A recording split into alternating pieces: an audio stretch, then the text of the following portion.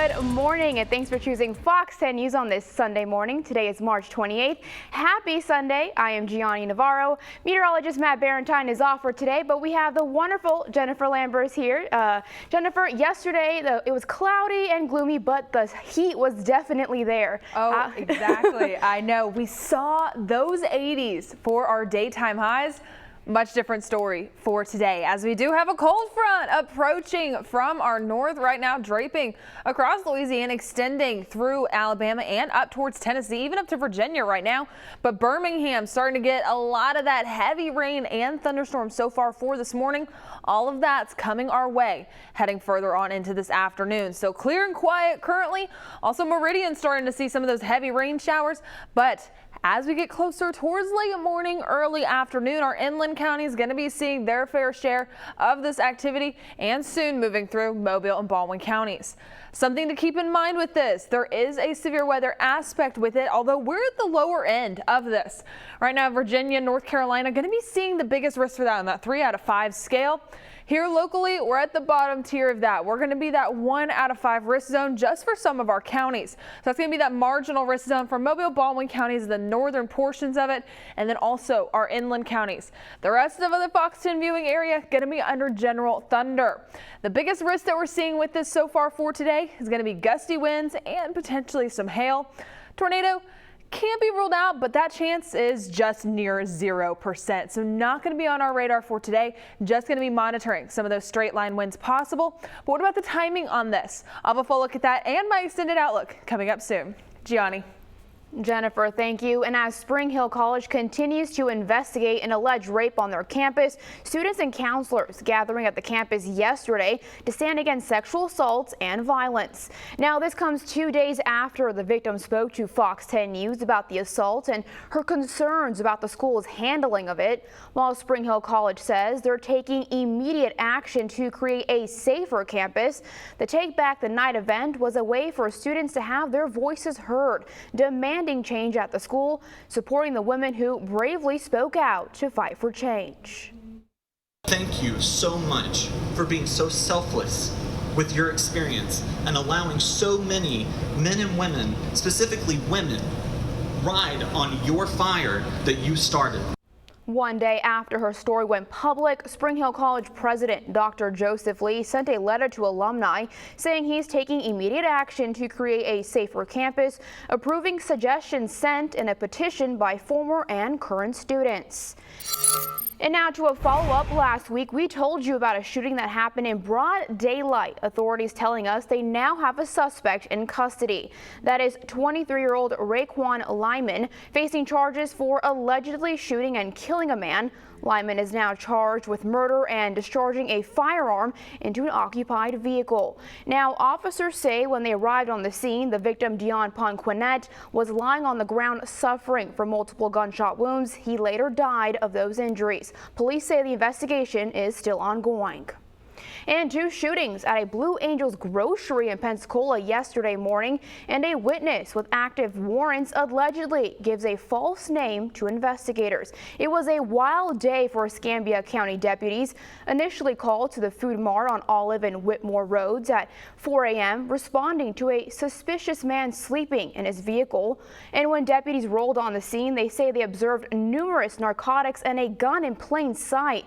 Investigators say the suspect physically confronted a deputy while attempting to flee and then allegedly reached for his weapon. That's when the deputy fired at him. Police say John Lee Johnson Jr. is still at large, and so is Hassan Moorer, both wanted on battery and numerous weapons charges. Meanwhile, a third man was taken into custody for allegedly pointing a gun at deputies when they entered the store. Luckily, no one was injured. And more than 50 million Americans have been fully vaccinated, according to CDC data. A grand total of more than 140 million COVID-19 vaccine doses have been administered across the country. Now that means that more than 91 million people have received at least one dose of the vaccine by now. 71% of Americans over the age of 65 have received at least one shot. That's slightly more than double the percentage of the population 18 and older older, which is 35%. And the pace of shots, going into arms is picking up. Just under 3.5 million doses have been administered since Friday. That makes for the 5th time the number of doses given has jumped up by more than 3 million on consecutive days. And states around the country continue to try to get a handle on the coronavirus pandemic, including Alabama. Vaccination clinics are ongoing, and medical officials are encouraging everyone eligible to get the shot as we edge closer to herd immunity. As the war on COVID continues, Thomas Hospital is providing its latest vaccination clinic this weekend. I feel very fortunate to be able to offer it to the community. 300 people are getting their first dose of the Pfizer vaccine. That's it. Oh, that's it? She's all done. So you ain't gonna feel a thing. Daphne's Macedonia Missionary Baptist Church playing host and grateful to be on the front lines in the fight against the pandemic. Especially if it's positive results that's going to come out of it, and I definitely, everyone getting the vaccine is prayerfully will be positive results coming out of it, and I actually got my first vaccination shot today. It comes as the pace has quickened, in some cases no waits to get the shot. And USA Health hitting a major milestone yesterday, administering their 50,000th vaccine. This is the Alabama National Guard steps in to help roll out the vaccine to rural areas.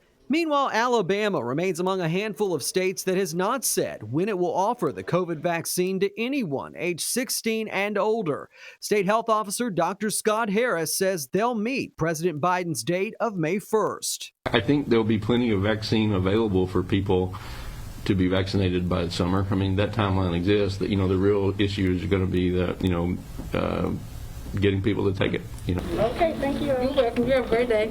At this time, Alabama's eligibility includes adults 55 and older, essential workers, and people over 16 with certain medical conditions. I think we're keeping up pretty well. I mean, I think with the way the demand appears to be, I think we're keeping up with it as the state rolls out different eligibility opportunities. I think we're keeping up with it well. We've got a supply right now that gives us the ability to continue to push it out, and so we feel really good about just the demand and kind of matching demand with the availability.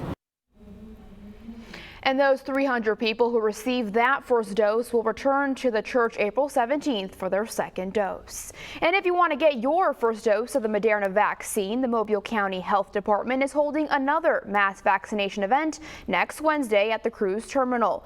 You can go between 8 in the morning and 8 at night. Now that is open to those 55 and older, anyone over 16 with certain health conditions.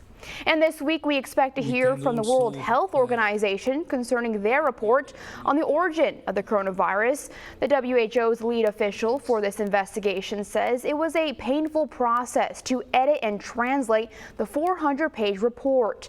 Now, the origins of COVID-19 have been hotly debated and also became politically charged. A documentary clip reveals the opinion of Robert Redfield, former head of the CDC. In it, he says the novel coronavirus may have come from a lab in China and began transmitting in fall of 2019. But the chief medical advisor to President Biden, Dr. Anthony Fauci, says there are a number of theories. The Biden administration is reserving comment until it gets to review the WHO report. The White House says once its health and medical advisors review it, the president will be briefed on its details. And Pfizer is now testing its coronavirus vaccine in children under the age of 12. Now, the company says at least 2 children have received the first shot. 114 children will be enrolled in the 5 to 11 age group. Pfizer is first determining the appropriate dose for them before moving to younger children. Like adults, children will be on a 2-dose schedule 21 days apart.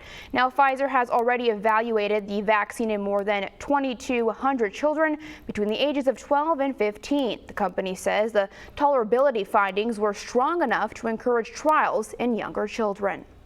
And the Pfizer-BioNTech COVID-19 vaccine can be stored at normal freezer temperatures for 2 weeks. That's according to the European Medicines Agency. The EMA says that the change is supported by new stability data and that the new storage option gives more flexibility with its distribution.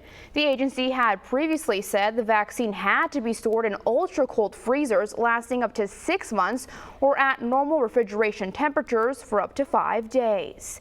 And in other news, police say 2 people are dead and at least 8 others hurt after multiple shootings in Virginia Beach near the oceanfront. Now, one of those deaths was from an officer-involved shooting. Police found several victims at what they're calling the original crime scene. While investigating, shots were fired about a block away. That resulted in a person getting shot and killed after being confronted by a uniformed officer, according to the Virginia Beach police chief. Now, a second person was killed in a third shooting nearby. Police don't believe that third shooting was related to the first 2. No arrests have been made at this time.